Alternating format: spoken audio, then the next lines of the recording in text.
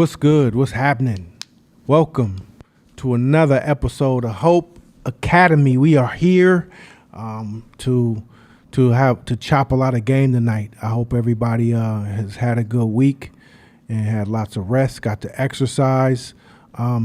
We are down to the last couple of months in this class, and to us, it's gone by pretty quickly. And in this year, we've discussed a lot. We've chunked down a lot of ideas and concepts and philosophies and things that I hope has helped you think better. We're not a prescriptions class. This is a thinking class. This is a how to think class, not what to think.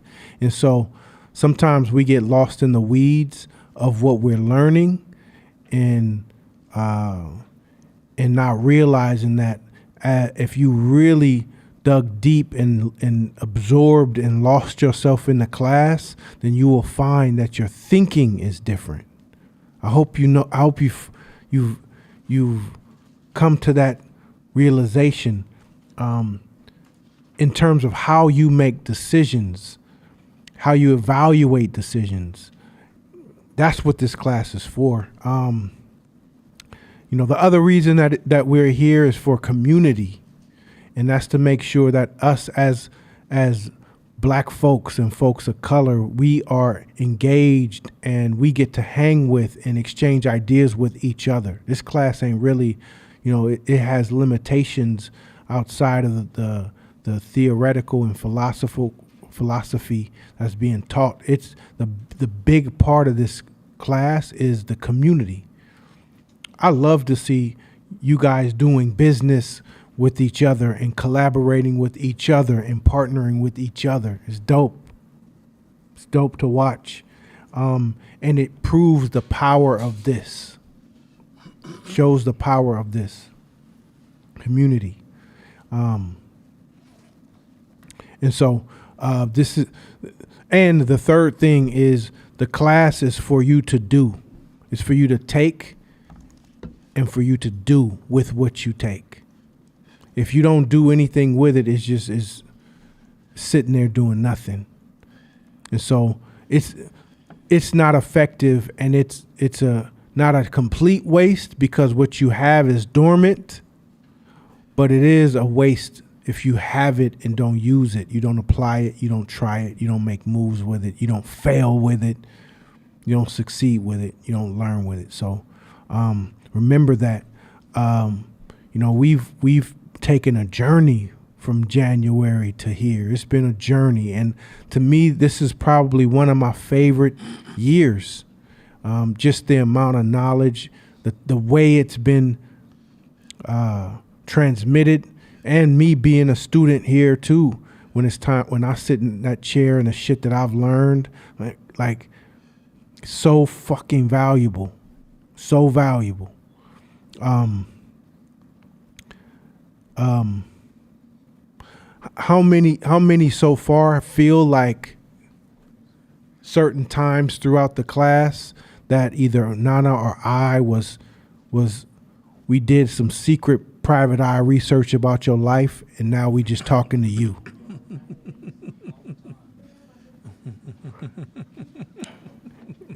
Más o menos, a little bit. Because that's the beauty of community and being in the class and the community of the class, because a lot of our entrepreneurship problems are shared problems, and that's why the community is so important, because it's like, what you doing? I'm going through that too. Oh shit! And now it makes life navigating through it feel a little bit better. And sometimes we have already gone through it. So that was 3 years ago, me. And I have a path. I may not be your path, but I have a path to get out. So let me share it with you. It might be useful to you. Again, the beauty of community. So I just wanted to share that real quick. We've been going at it all year. And I think the refinement of the game that's been shared, dope. A couple things. Last night I met a couple people who were who were used to take the class or want to take the class again or retake it. And so one had shared something with me about like, man, yeah, I remember all your stories. You used to tell a lot of stories. What's up with all the stories? And so the question about stories. Oh, yeah, you just go around that chair right there. Yep, you should be good. Perfect.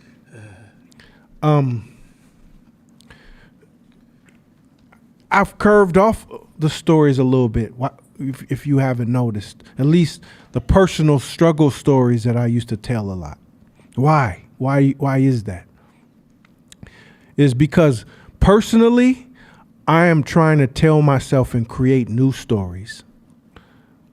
I don't want to, the more I tell those stories, the more I remember those stories, the more I hang on to those stories. Because it gives me something bubbly inside. Now, it's for sure relatable.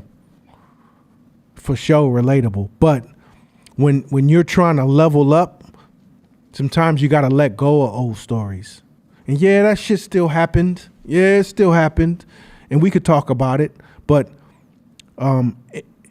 what I want is new stories, and I want new beliefs around those stories. Because remember what we talked about and taught about beliefs. Do they have to be true? No, you just have to believe them, and they have to work for you. If your story works for you in the moment, then hold on to it. The minute it stops working for you, you got to let it go. And so for many years, my story worked for me.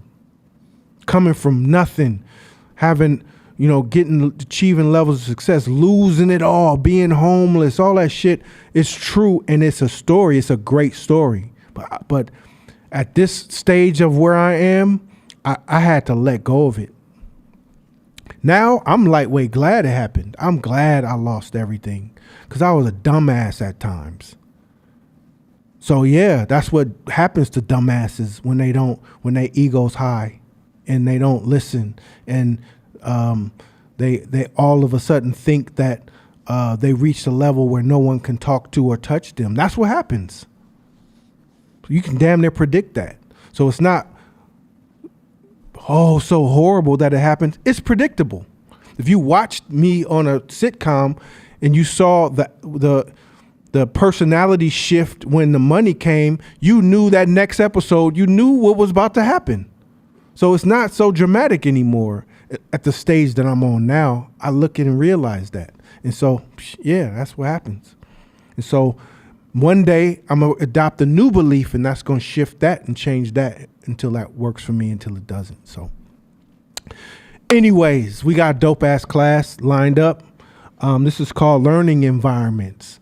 And let's get to it. All right, recap. We talked about some pretty fun shit last time. When the class goes quiet and the elephants come in the room and we're showing up to those elephants, we're not running from those elephants, we talking about it. And we're going to continue to talk about it, and that's going to be the new thing to like, wait a minute, I just noticed the class went quiet. Everybody got quiet on me. Let's keep talking about it. Because this is where we got to needle in and continue to grow and expand and open, because this is the stuff that we need to work on the most.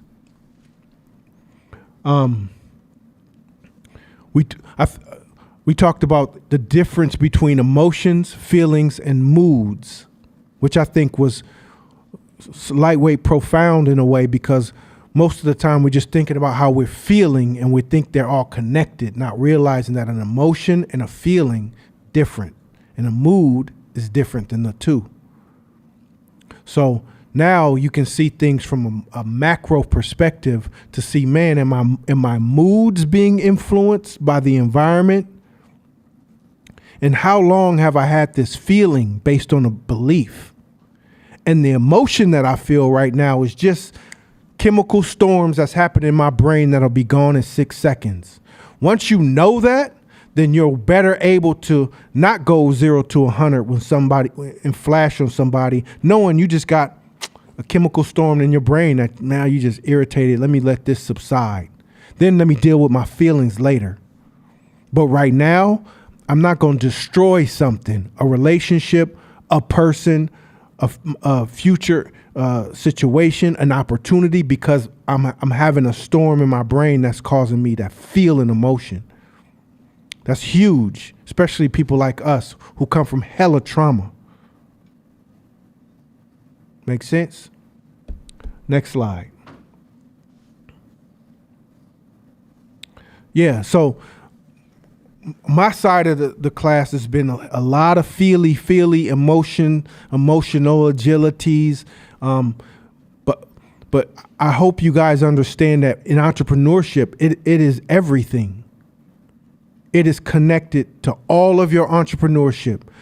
Once you understand how to wrap around these feelings, you know how to control it and you know how to use it. Biggest thing is know how to control your own emotions and how to use emotions in marketing, in negotiation. It's everything. So then second half of the class, you learn more and better tactical tools to really whoop their ass in business. That's what makes this complete. If you don't get the emotional side and get the emotional part down, the side you hear on the second 2 hours of this class will be irrelevant for you because you can't even use it. You'd be too mad. You be always thinking about somebody disrespecting you. Everything is disrespectful. A price somebody offers you is disrespectful. They supposed to go low. That's negotiation. Man, you offer. I put my blood, sweat, and tears in this thing. I restored this car my whole life. I wiped it every day and I took it to the shop. And you offer me, that's disrespectful. I want to fight you. That's how we think, though. But that's their job in negotiation. You, on the other hand, I got game too. What you talking about? Okay, let me give you these stories. Let me throw this value at you. Let me find your weak points. Let me active listen to understand where your triggers emotionally are. And then let me reroute them and feed them back to you so that now you're lost in your emotions toward me. And now you have to have this car. You have to have this thing. That's this emotional side. That's why it's so important in business. Like, before learning this, I would sometimes think about all the business that I lost not having it. Damn, if I had this just 6 years ago. You know how many investors I sat in rooms with that was prepared for me by black women who showed me love. Shout out to Karan and all those women who was like trying to set me up with investors. And they get me in a room with an investor, and the investor would say some small thing that was condescending. Almost like, you're not that intelligent. And the moment I felt that, I could not push it down. I wouldn't be able to push it down. And 2 minutes in, we're going at it with the potential investor. Wow. And this will happen over and over. And Karan would be like, "This okay, Courtney. This all right. We'll do it. We'll try again. We'll try again another time." Up in that second level room up there, that old, and I'm like, and I will walk away like, "Fuck! I let him do it to me again. I let him get me again," and I couldn't figure out why. It wasn't until doing this and reading this book, Ego is the Enemy and Emotional Agility, to where I was like, oh, and being around this brother who had the game, who gave me the game, that I've been like, oh, this is a game. This is a game now. It's not about emotion, me and you. I don't give a fuck about you. You can give a fuck about me. This is a game. we're employing tactics to feel each other out and figure out where we are. Now, when I think of it like I'm playing a game, it's different. Oh, you almost got me. Oh, not this time. And now I got offense too. That's why this side is so important. It's so important. So that's how it applies to entrepreneurship. Next slide. So this is rounding emotional agility off. And we want to talk about this. It's called summit fever. Anybody ever heard of summit fever? Good. So go ahead. The last mile of Mount. Your microphone. Again. The last mile. 1 second. Test. It's getting levels. It's getting levels. You have your headset on? No, it's not the headset. No. Can you hear her to verify? I can see the signal on the board. It doesn't matter about sitting on the board. I need you to be able to verify that. Something's off though. Just make sure mine's work. Okay, mine sounds good. The last. Can you? Yeah, I don't hear it. She's not translating. No, I need the speaker. There's something there on the board. The last mile. Yeah, you're getting something now? Not to compare. Did Oh, you now turn me? you- Just turn me down. Check. Check one. You two, can three. you can hear me now. Oh, there you go. Oh, There you go. Okay. No, I'm out. Now you got me out. Okay. It's good. We're good. Yeah. Are We you- can talk out the class. Go ahead. The last mile of Mount Everest is littered with dead bodies, in part because of summit fever. How does it work? Okay. So there's Mount Everest. It's the tallest mountain in the world. Everybody like that. Not everybody. I don't think it's a lot of people look like us, but it's a lot of people who climb Mount Everest every year. It's their dream to climb it. But the last mile is littered with dead bodies. Why? It's because it's frozen up there. And you can't bring them down. It's too steep and too dangerous. So if you die at Mount Everest, you have to stay there. And you're going to stay there for thousands of years.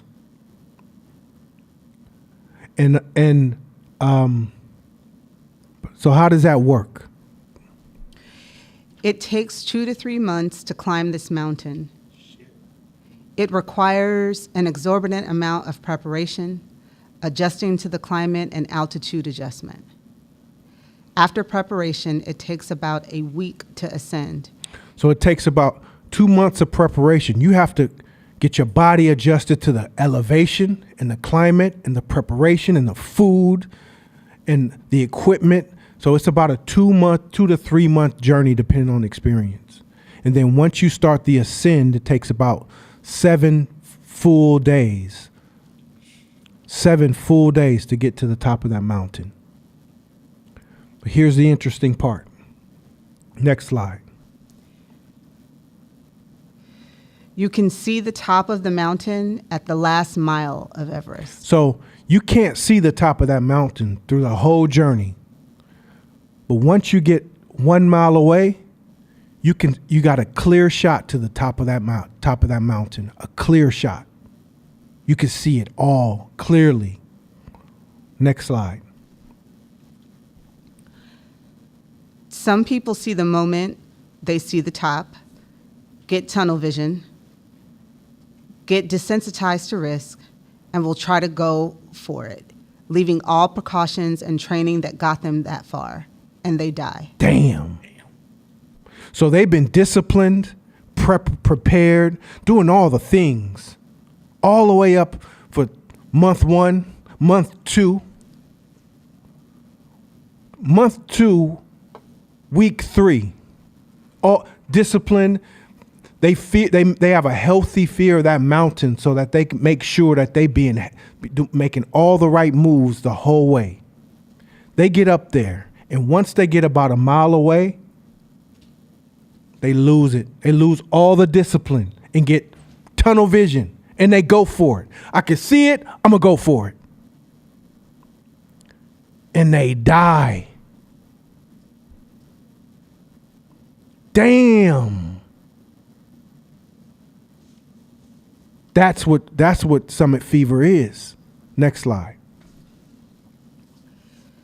Summit fever also happens in so many aspects of life.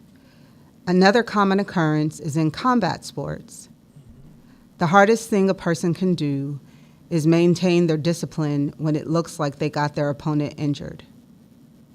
They can be baiting the opponent or their body recovers, and while the other side is tunneling, they are vulnerable.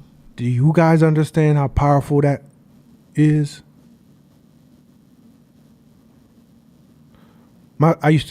We call it the windmill. My sister just, fuck it, I'm just gonna windmill. We fighting, she just start windmilling. Fuck the discipline, the ducking, we just gonna windmill. Close my eyes and windmill.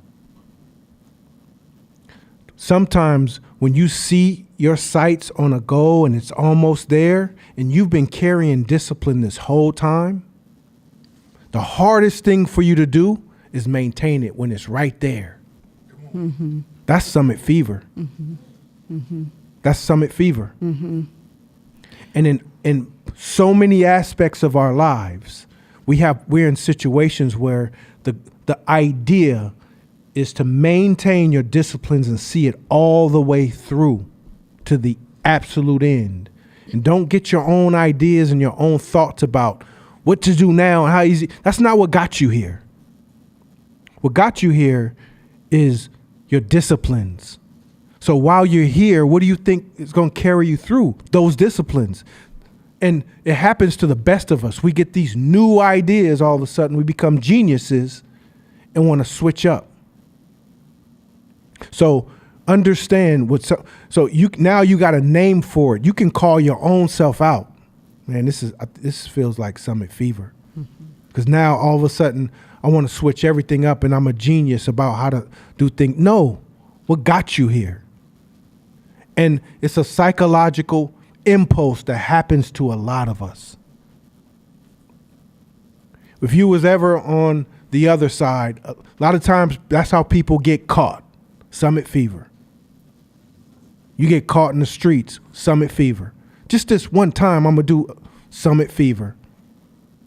It's a path you've been on for so long and you carry and you precise about it, and then all of a sudden, I'm just gonna run to the finish line real quick. It should be quick. Summit fever, caught. Self-discipline, as we talked about last class, is your antidote. Your antidote to summit fever. The finish line is the follow through. The finish line is in the consistency of the follow through. Shakina, you had a question? It wasn't a question. It was just a short story. So me and my daughter have been doing martial arts together, and I'm a trainer. So like I thought that it was going to be really easy for me because I'm like, oh, I got the strength, I got all the whatever. And my first belt test, we went in. I'm clearly stronger than almost everyone at my school, but strength doesn't mean anything when it's martial arts. And one of the people that I was training with that I really care about as a person, I was in my test and I like kicked her into a wall. And it like scared me to the point where I cried in the middle of a test in front of everybody. And then it like threw me off for the rest of my test. And then now 6 months. I'm trying not to laugh. No, it's funny. It's funny. But like, it was like a thing of like, the thing that I celebrated was the thing that actually threw me off the most. And then even coming back in, like I'm prepping to compete in tournaments. And the thing that throws me every single time is power for power. I'm stronger than everyone, but I have the emotional immaturity of getting that close and getting to the finish line and then getting distracted because I don't know how to stay committed to till the end. And so it's just like even someone like that, I have like a crazy amount of discipline in so many areas of my life, but then I'm going in a ring with people that can like literally kill me with a kick or a throat chop, and then I like get distracted. And so that's why I just started laughing when you said that, because it's happened to me. Oh yeah, and it's happened to all of us. Mm-hmm. In negotiation, there are rules to negotiation, right? And there's a book called Never Split the Difference. It's a great book about negotiation. And the keys to the book is the key to some of the suggestions in the book is that if you find yourself following the suggestions in the book and it's working, and you're halfway through and it's working, and the other side is pretty close to kind of where you want to be, but not quite there, but they're really close, and you didn't think it was going to work that well to even get that close. Summit fever happens. Fine, deal, I'll take it.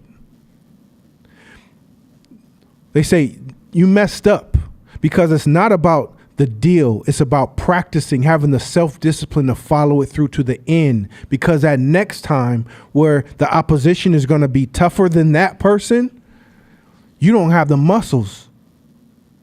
And you're so like your innards are so nervous and afraid, you just collapse and so glad that it's almost over. No, you need to build the muscle and the discipline to see it all the way through. So that's why this is another example in terms of boxing. Because you guys have probably seen it visually when an opponent gets punched and he looks hurt. The other side looks hurt. Now, if the side is the opposing, the offensive side is smart, his corner is saying stick to the script. Mm-hmm. But it's so appealing. It's almost over. I can just run up and just finish you off. You do not do that.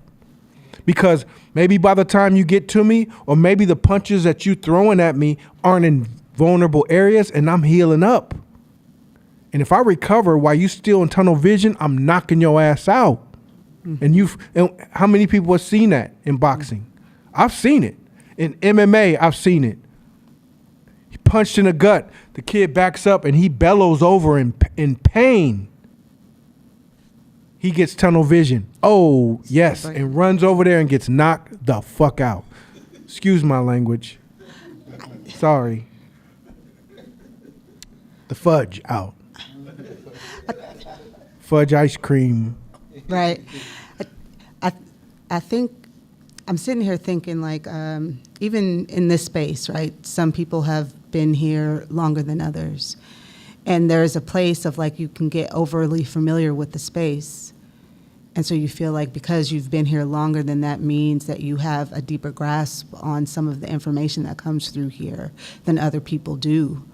Right. And so you can count the years and you're stacking up experiences and moments, but that doesn't necessarily mean that you're stacking up ownership of the content that's coming through here.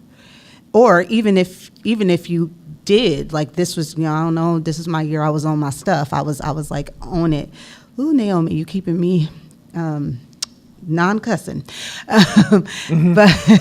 But you had a good year. Right, you had a strong year where whatever it was, your disciplines were you were just in a strong rhythm, and then the assumption then that you can back off the following year because last year you had those strong rhythms and you were able to incorporate it. And so like the way that the mind is like we're good, I'm good is one of the craziest things to discover about the mind, how much it just disengages or unplugs, especially if it's like we're good now.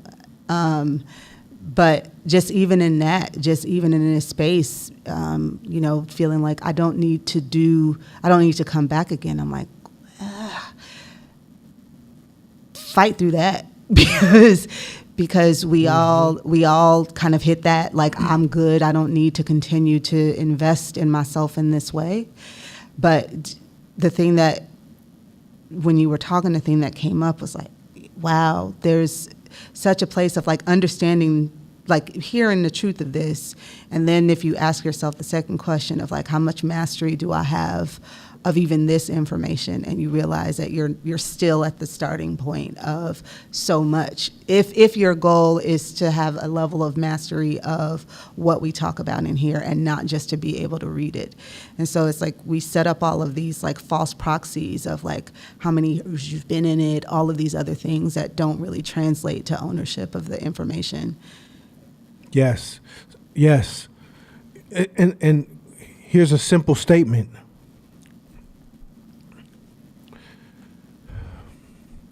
You have to use what got you there to continue you there. We talked earlier about the story, my old story, right? About losing and crashing and burning. Summit fever. Summit fever. You hit a hype cycle and now you got viral. And now you can chill.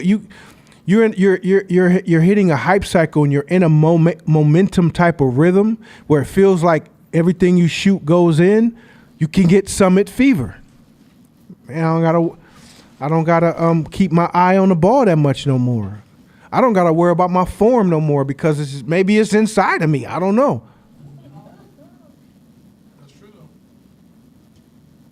So now those hard practices of every day before the game and an hour before the game and an hour after the game is now kind of every once in a while because you got it now. You feeling it.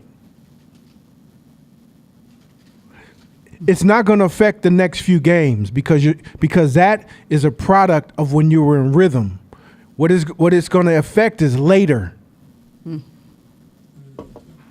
Mm-hmm. You don't realize it. It's going to affect later. So that is why we love Steph Curry so much. Not because necessarily he's an incredible shooter, but because of his incredible ability to keep his rhythm and never have summit fever. You ain't never seen him get a big head, get cocky, stop practicing, stop doing his crazy practice routine, stop being humble, working on his game. Like he has the same routine, whether he wins a championship or not, whether he gets past the ball or not, it's the same routine. So he's burrowing through them he was burrowing through them championships. You can see people who don't have summit fever. And a weak mind will be like, man, don't you get tired of winning?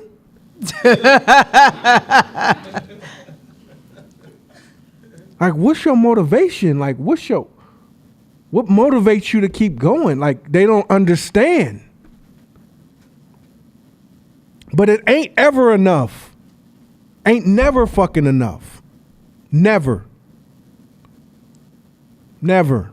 You got to find reasons to keep building and creating and getting more for whatever your purpose is. Again, that's why we also say you have to have purpose that's way bigger than your little needs, because you can fulfill your little needs way quicker. Once you hit a little win or a hype cycle, then you can fulfill your needs. Then after you fulfill your needs, then what? That's where the summit fever happens. You get tired, you ain't tripping no more. But if in your mind there's so many more to help, so much more to go, you got family that needs you, not just you. You got a community that needs you, not just you. Then it ain't, when is it ever enough then? It ain't. So that prevents us from having summit fever. Stay the course. I don't care if you got 1 sale or 1,000 sales or 1 view or 100,000 views. If you just made 10,000 this month or 100,000 this month, stay the course. Stay the course. Keep tweaking. Stay humble. Keep figuring it out. What can I do to improve? How can I get better? That's the goal. That's why I shed my stories. Shedding my stories helped me get 2 days ago, I had my biggest day ever. Like, not my biggest month, but my biggest day, where it was like, damn. You know what I did? Nothing. We got shit to do. We got stuff to do. We got to get to it. We got to get to it. Ain't no summit fever. We got to get to it. Matter of fact, I get more focused. Any questions on that? Next slide.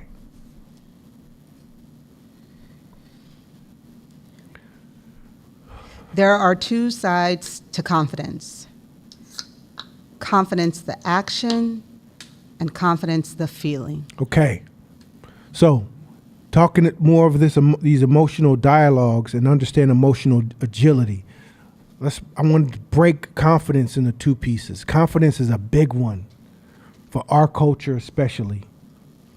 So, the traditional understanding of confidence is what? Who wants to say, who knows what confidence is?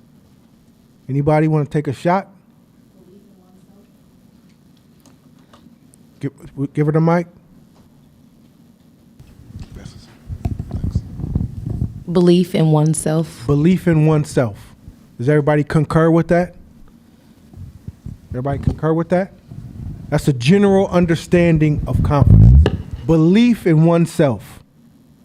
So confidence, with that definition, confidence is said to where, man, certain people got it. They believe in themselves so much that they walk around and they exude confidence. You hear it and in their actions, but it starts with belief in oneself, right? But in actuality and scientifically, confidence is confidence, the feeling. I believe in myself, but it's also confidence, the action. And confidence, the action means I am going to move in a space of confidence and trust. Trust my training, trust my practice, trust my expertise. I may even not have the feeling of confidence in the moment, but I'm moving with confidence. And the movement of confidence helps create confidence. Now, another thing, true confidence comes from practice. So if you practice something so many times, then it helps you grow your confidence. But how many people out there practice things thousands of times, but in the moment still don't be confident? Has that ever happened to you? Me, for sure. There's a whole host of athletes who practice like crazy and are at the top level, but still can't quite perform. Still can't quite perform because they don't have confidence, the feeling. But confidence, the action, also precludes confidence, the feeling. Now, confidence, the root word of confidence is Latin. No. Confidence, the root word of confidence means with trust. That's what confidence means, with trust. So it doesn't even mean believe in myself. The original definition of confidence was confidence, the action. I'm trusting in myself. I trust myself. Trust is, the word trust comes with some uneasiness because it's like, all right, I'm going to trust this. But the word confidence literally means with trust in Latin, meaning I'm going to trust my practice in this moment and move and go. I'm going to trust what I've been through to take care of the situation. I'm going to trust my intellect. I'm going to trust my team. I'm going to trust my partner. I'm going to trust my friends. I'm going to trust the situation. I'm going to trust in me to take this action. And that can change a lot in how you enter a situation. Wait a minute. Because a lot of times that's how we get shook, because the situation happens, we get nervous, and we're like, damn, I'm not confident. And then you're stuck with that feeling to the duration of the thing. Versus, okay, I'm not confident, but I'm going to trust. I'm going to trust. all my experience on what to do in this moment. I'm going to trust. And even though I still feel weary, nervous, whatever, I'm going to trust that I'm going to say the right thing or do what I need to do based on all the experience that I have and all the things that I've gone through to put me in this situation. Go ahead, Shisha. On a definition was offered online that confidence is equal to preparation and knowledge. Preparation and knowledge. I feel like there are some ingredients, definitely ingredients to confidence, but it's missing that roux in that gumbo. In the roux is the trust and the action of confidence. Man, let's go. Like, let's do this. It's over. Like, it's over. Let's burn these boats. I'm going to trust in, like, here's the thing. If you don't trust in what you have, it's going to show. And a lot of times the lack of confidence just boils down to lack of trust in yourself. Confidence to action, confidence to feeling. Now, if you approach a situation, you happen to be confident, great. You want to be more confident? Practice. If you practice your ass off and it's still not there, look into the with trust of confidence. Man, I'm going to trust myself. I'm going to trust. When you trust, you see how your shoulders drop when you trust? I trust you. I trust the situation. Wait, time out. I done been through some crazy. This ain't it. I done been through way worse. Sometimes I get caught in my own emotions and shit, and it's going back. Man, all I gotta do is think about those times. And come here, sit there. You don't even know who you in front of right now. Like, with trust. So sometimes you got to stop and have trust in yourself. Trust yourself. Take the actions of trusting yourself. That's letting go. You know the term they say you got to let go and let God? Does that work for y'all? Have y'all tried that? To let go? I'm just going to let it go. Well, you also got to let go to yourself. I'm not very good at that. And trust yourself. Any questions on that before the next one? This is huge. I don't want to skim over it, but understand that these two things are operating in you, and lack of those things can come down a lot of times to lack of trust in yourself. Last thing I'm gonna say is, the backup story for this was Nelson Mandela. He was telling the story about how this worked for him. And he said that when he was put in prison,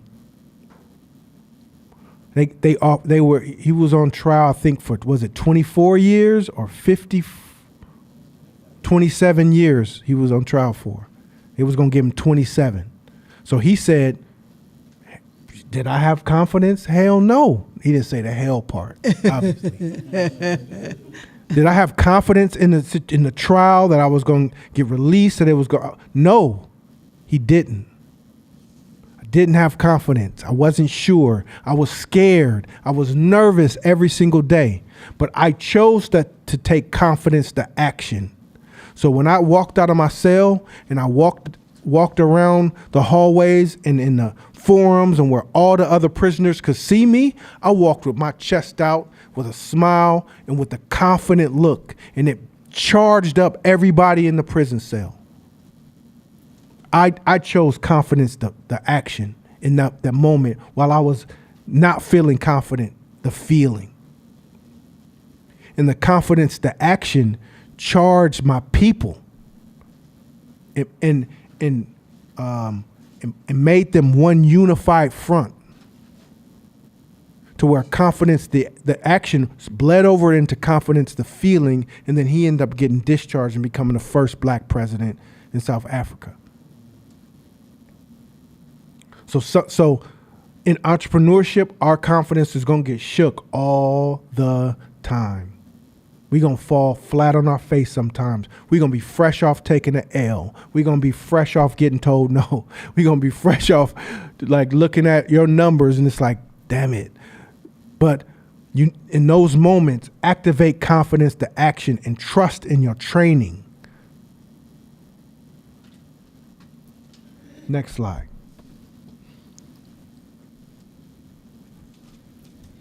Fear-based thinking. The higher the fear, the lower the IQ. Have you ever forgot a stupid word like the when you was hella nervous?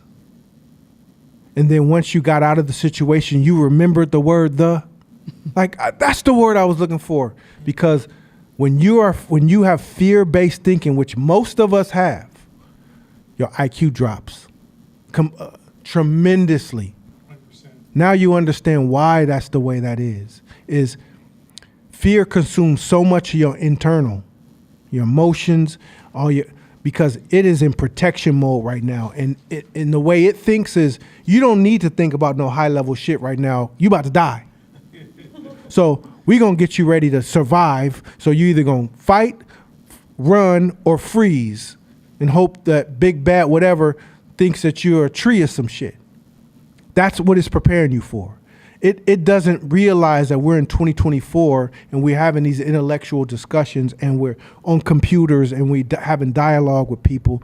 So all it thinks is you need to survive. We translate fear that was used for life and death shit thousands of years ago, even hundreds of years ago, to personal business and communication and not getting what we want. That fear releases. Well, as humans now, there's complete fear-based thinking where everybody's always thinking of what's the worst that can happen. I'm afraid of that. And they're making moves based on fear. And when you feel the feeling of fear, just know that you're a stupid person in that moment.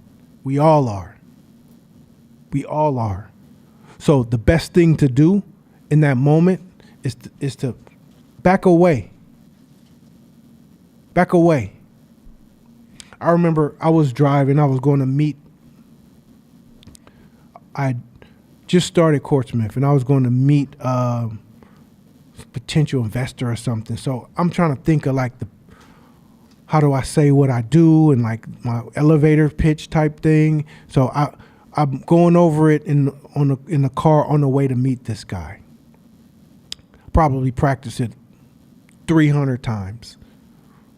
By like the time number 220, it was rolling off my tongue, easy, no big deal. Got there. He introduced me to him. It's this billionaire guy that I knew who he was. Big in the basketball world.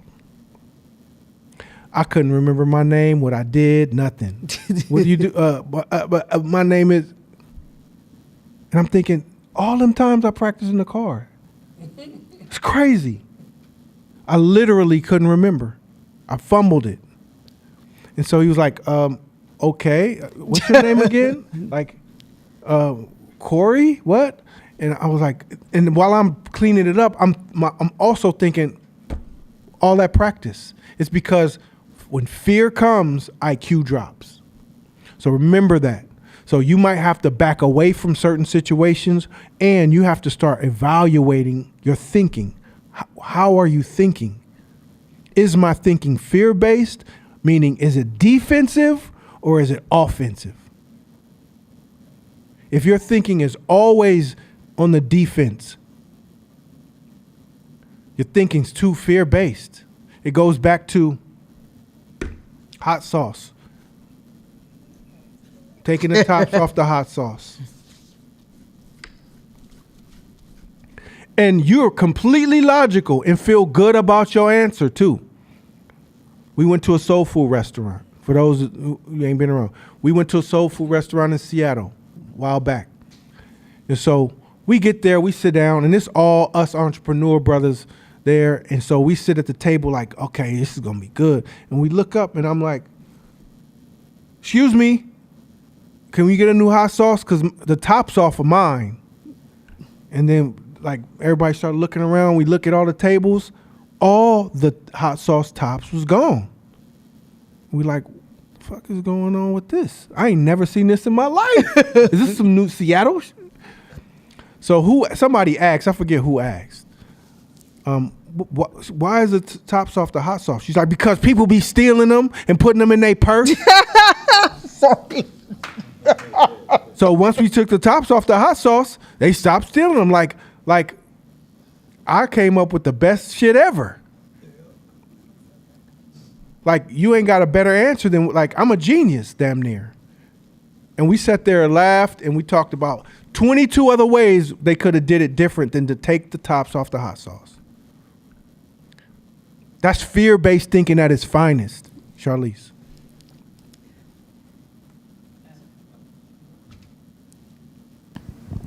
That when you guys told that story, it reminds me of a similar story. There was a taqueria in San Jose that's known for their salsa. It's called the orange sauce, in case you've ever had it. And people used to steal the salsa all the time. So they started selling it. That people go in there and they buy it by the bottles now, and that's like their highest seller now. Come on, blood. Just like that. Like, but offensive thinking is attack. Let's sell. Let's generate revenue. Let's take a negative thing that happens and let's make an offensive play. Defensive, fear-based thinking says, how can I prevent them and stop them from hurting me? Mm-hmm. Like, sometimes offense is a great defense. Sometimes offense is a great defense. Try getting into a scuffle and all you do is go like this in the corner. See how well you do. Throw a punch back and see how it shifts the game. Oh shit, okay, well let me, because I don't want to get hit with that. Fear-based thinking will have you curled up all the time. And so offensive thinking does that. Takes a negative, flips it. Next slide. Fear-based thinking is a natural human tendency that can be driven by scarcity, competition, and the need to protect oneself. It can lead to negative thought patterns that can be difficult to break. Because once fear-based thinking has saved your life and you've used it your whole life, it's a challenge to peel off from. So that's when we talk about going into manual mode and evaluating, using your systems thinking, system 2 brain to evaluate decisions. And yes, you're going to be slower.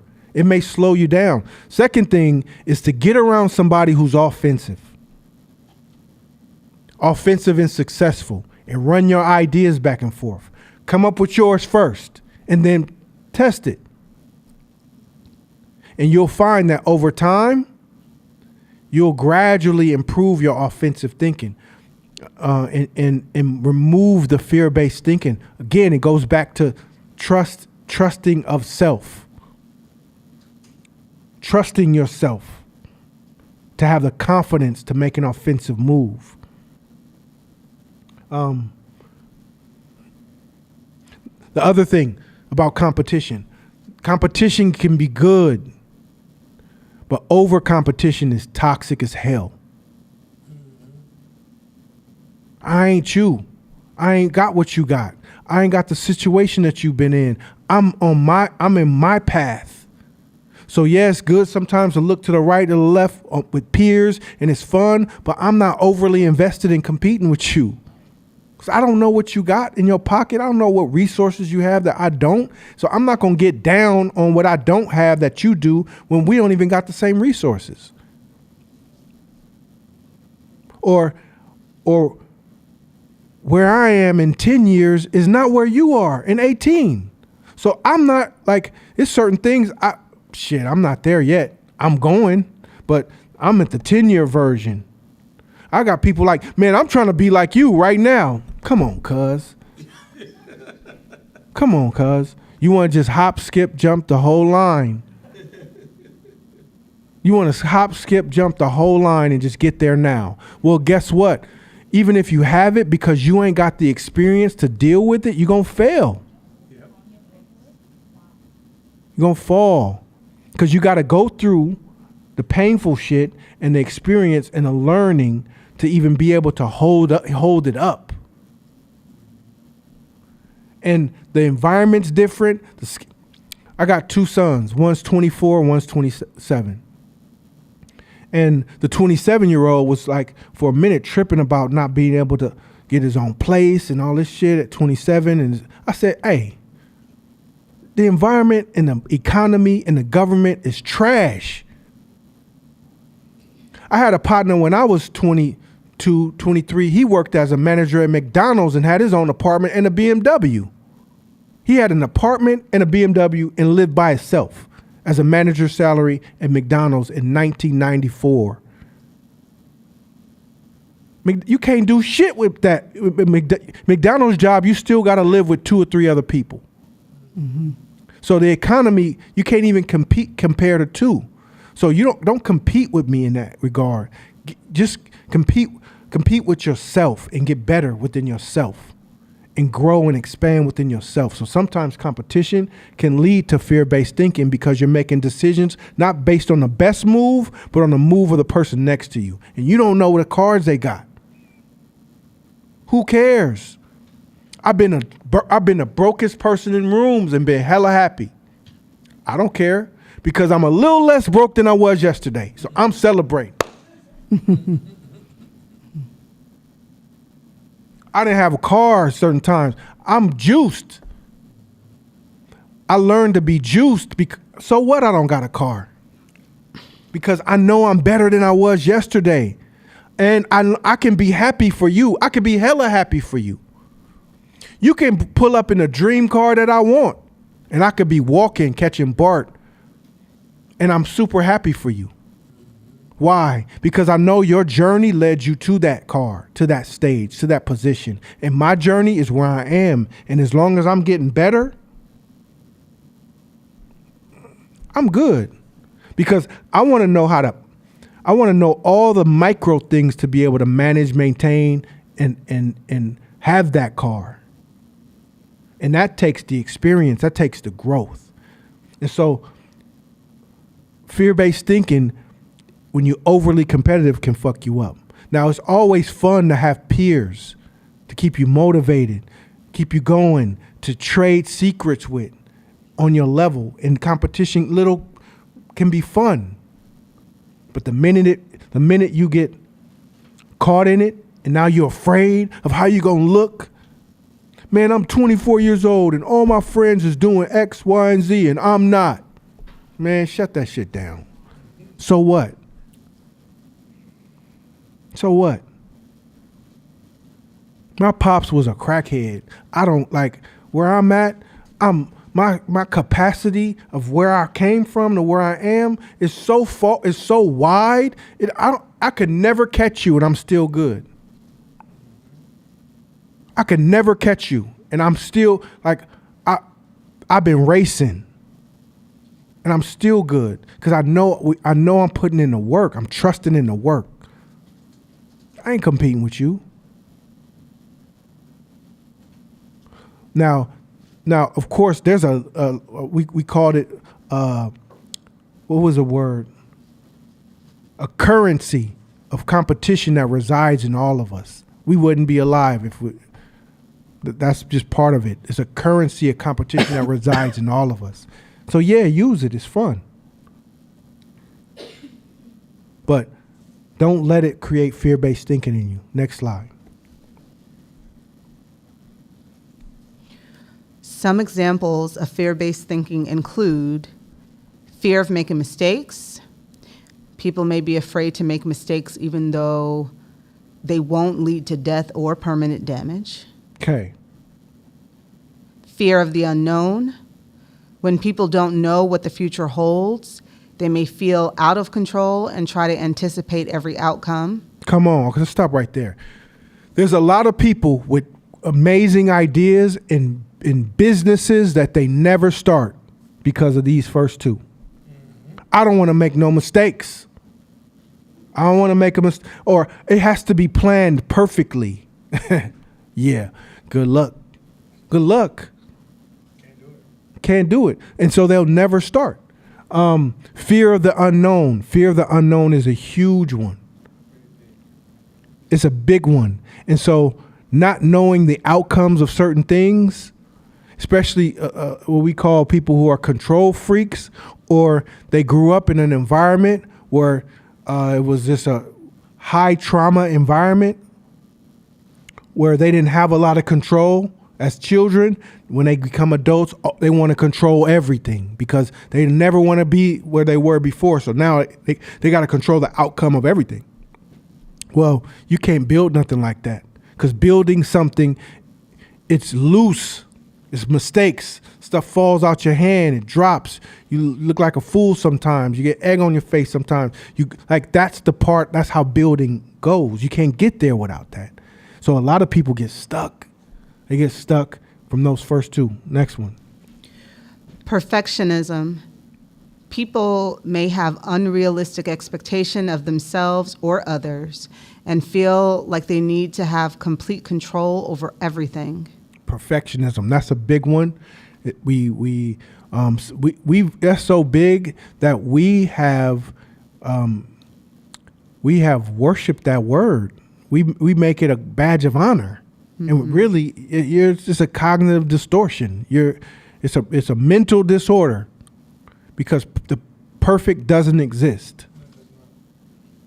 So, people who are perfectionists, they love to move with that energy, that perfectionist energy, but really you have fear-based thinking. Somebody was so hard on you, somebody was so hard on you in life that things were never good enough to a point to where you think you have to be perfect, when in actuality we're already so imperfect. We already made we already can look back and see all the mistakes we made. So that's already broken. Okay, let me say something real quick on that. I'll turn my microphone up, please. Test 1, 2, 3. Test 1, 3. There you go. A little more. Turn me up. There you go. I a little more. You can hear me? Yeah. Okay, good. Bro, where are your headphones? Two things. One thing, I was just saying to somebody this week, growing a business is taking imperfect people in an imperfect world and creating an outcome. Or some people are trying to make one of those variables perfect, and this is why they're not making progress. Or they at home, the person sits around the house like D.L. Hughley, right? Talks about the government. All these things are wrong with society. Accept it. It is what it is. So as entrepreneurs, we don't sit around saying, why does the world do this? I'm sharing the world with 8 billion people. There's no fucking way in the world they're going to align with me. So how do you take an imperfect world with imperfect me, working on an imperfect plan, and still achieve an outcome? And that's the job of an entrepreneur, not perfectionism. Straight up. Straight up.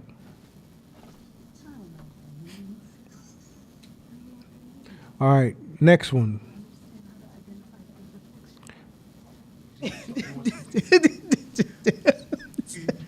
She got caught in the rapture. Yeah, she got testimony time. Waiting for when. People may wait for conditions to be perfect before moving forward. Man, it's another one.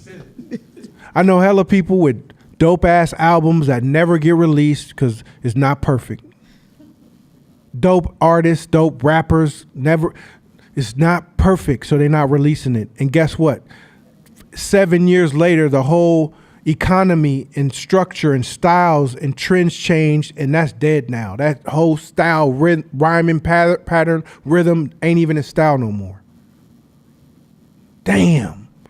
Perfectionism. Waiting for when. It's never going to be the right time. It's never going to be the right time. You got to get it. You got to go.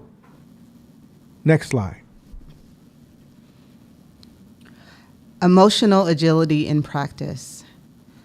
During the day, most of us speak about 16,000 words a day. But our thoughts, our internal voices, produce thousands more. This voice of consciousness is a silent but tireless chatterbox, secretly barraging us with observations, comments, and analyses without pause. Okay, so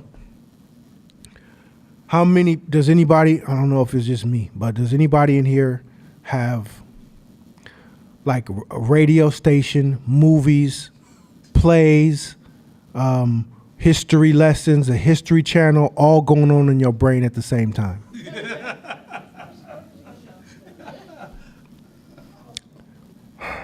That won't shut off. That won't shut off.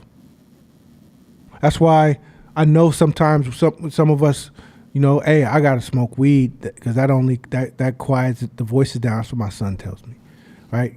Because it's like I don't want to deal with having to work through all that. I just want to sleep, right? I'm just keeping it real, understanding that this is normal. This is what happens. Now, we speak 16,000 words a day on average, but what goes on in our brain? Crazy amounts. And so we're supposed to have emotional agility. And we also have a square and a thug in our brain too, that's standing by. And whichever one jumps out first, we listen to first, we react. So with that, all the thoughts going on in our head at all times, plus we have these emotions that are like people damn near that say, man, what, you gonna let them say that to you? I would do this. How are we supposed to have emotional agility? How are we supposed to? But the thing is, we have to. We got to. If we want to play this game and build, we have to. That's why I look at it like a game. Instead of being like, what you say, you disrespect me? Now I look at it like, you got me. You trying to get me, huh? What do I got in my toolbox for my offense, for you? That's helpful in playing this game. Next, keep going. Next slide. Even worse, it will not shut up. You may be able to stop yourself from sharing every thought that pops into your head, but stopping yourself from having those thoughts in the first place, good luck. That's the truth. That's the honest truth about being human. So that's why reading this book, Emotional Agility, is not about coming to the class and listening to the book and being like, cool, I got it. That was dope. That becomes part of your study. That's a Bible-ish thing for you. You got to read it. You got to apply it. You got to try the things. Or else it's just knowledge. And knowledge does nothing without trying and applying it consistently. Have you tried taking a deep breath in those moments? Have you tried giving the benefit of the doubt in situations where in your brain, you Sherlock Holmes and you got all the things figured out? Have you ever been Sherlock Holmes and every point like that you did that, so it meant that. You did that, so it meant that, and all the things, and then you get in a situation and you dead wrong. And you like, how'd you say I'm sorry? Tell me, I want to hear it. Or did you just, you bullied your way through the conversation? Well, you did something else then. Or did you break down and be like, I apologize, I'm sorry, I completely made an assumption? Our brains do that to us all the time. Our brains do that to us. It won't shut up. So the book, these classes that accompany the book is for you to take, absorb, and practice. And in those situations with negotiation, in those situations with your family, in those situations with your children, friends, everything. That's your playground to practice and get good at this game, because your life depends on it. Your success depends on it. I just wanted to say that part in the book about the meaning making machine, I had to go back through that about 3-4 times. Now when I'm in the middle of those thoughts, I'm like, nah, you create meaning out of some shit. Like slow down. Real talk. The meaning making machine. That's what's going on. It's making meaning. Now it goes back to survival mode, right? Survival mode. You had to make assumptions. You had to make assumptions because it was for your protection, your survival. If I smell something that's out of pocket, then my brain starts making assumptions on what could it be. And if I'm out in the wild, then it could mean your life. You're making assumptions. If you're in the wild and you hear birds chirping and animals and crickets chirping and birds flying in the air and monkeys squawking and all of a sudden all of it goes silent, what's your assumption? Predator. See how that happens fast? Predator.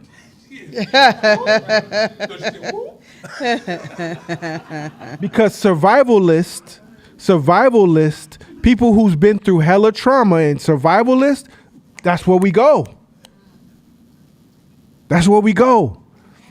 You hear a big ass bang in your house. What's the first thought in your mind? Intruder. Break in. Yeah. Why is that? Because we all from the hood. We don't think nothing. We don't think nothing else. We go there first. Meaning making machine. Who raised their hand?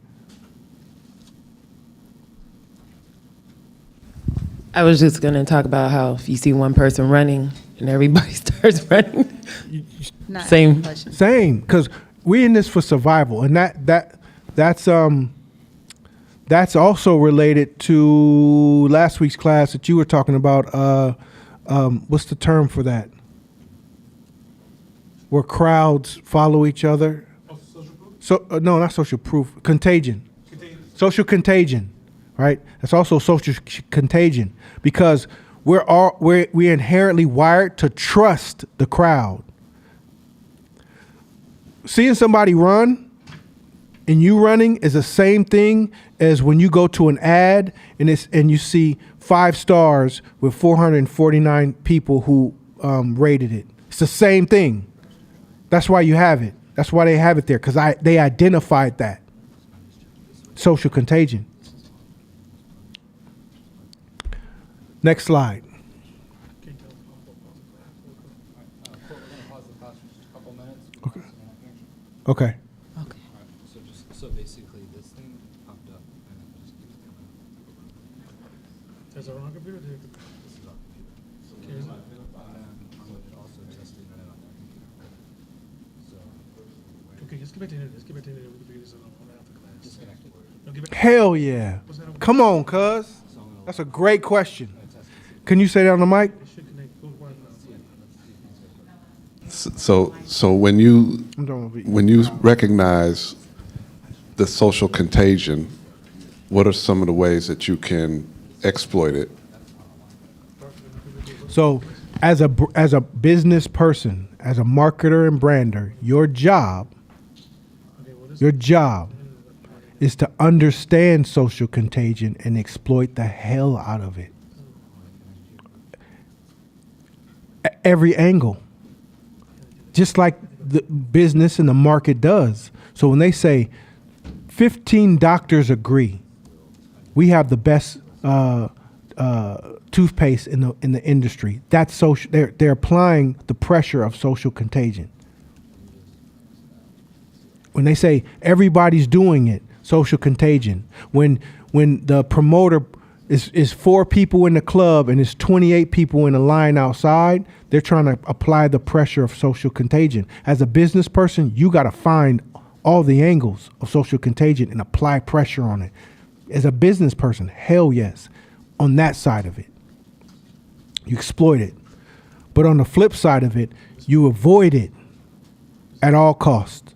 I don't care what everybody doing. I ain't doing it. They said pork was good. For years, that was in daily nutrition. Pork, what? Milk, they said milk, all those things.